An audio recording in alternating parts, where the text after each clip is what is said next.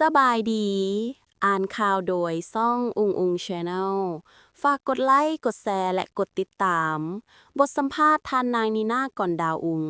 เจ้าของผลิตภัณฑ์ข้าวปุ้นฮ้อนซาวแซบสองแซบ เอาใจเพื่อนๆที่มากินข้าวปุ้นมื้อนี้แอดมินวารสารเทวาจะแนะนำให้เพื่อนๆได้รู้จักกับผลิตภัณฑ์ข้าวปุ้นฮ้อนซาวแซบสองแซบที่เป็นผลิตภัณฑ์ข้าวปุ้นสำเร็จรูปผลิตโดยคนลาวเฮาที่กำลังได้รับความนิยมจากลูกค้าในสังคมผู้ที่มารับประทานอาหารประเภทเส้นโดยเฉพาะข้าวปุ้นที่มีความสะดวกสบายด้วยเครื่องปรุงและวัตถุดิบที่มีความครบในซองเดียวพร้อมสำหรับรับประทานท่านนางลีน่าก่อนดาวงเจ้าของผลิตภัณฑ์ข้าวปุ้นฮ้อนซาวแซบสองแซบได้เปิดโอกาสให้สัมภาษณ์ว่าผลิตภัณฑ์ดังกล่าวแม่นสร้างขึ้นเพื่อสื่อถึงความหักในนามข้าพเจ้าผู้เป็นแม่ถึงลูกชายน้อย2 คนที่ข้าพเจ้าหักที่สุดเลยอยากสร้างสาธุรกิจใดหนึ่งไว้ให้พวกเขาเจ้าบวกกับที่ข้าพเจ้านิยมรับประทานอาหารประเภทเส้นต่างๆอยู่แล้วจึงตัดสินใจคิดค้นสูตรข้าวปุ้นที่เป็นเอกลักษณ์เฉพาะของตนเองขึ้นมา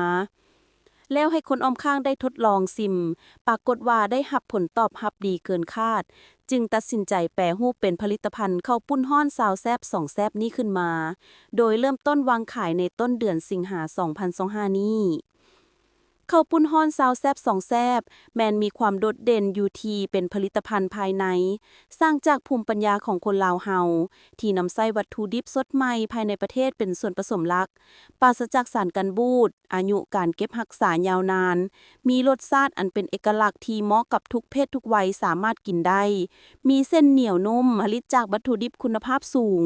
พร้อมเดียวกันนี้ยังเหมาะสำหรับเป็นเครื่องต้อนของฝากสำหรับแขกบ้านแขกเมืองได้ซื้อไปต้อนกันในโอกาสพิเศษต่างๆนำด้วยโดยเริ่มต้นวางขายที่ราคา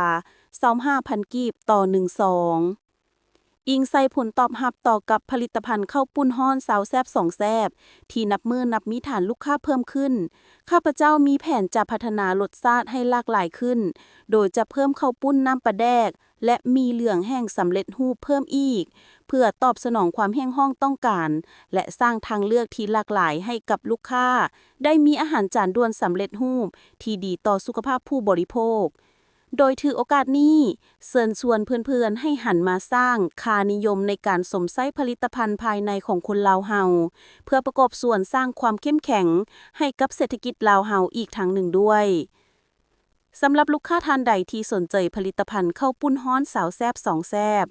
สามารถสั่งซื้อได้ที่ Facebook Two Zap Stores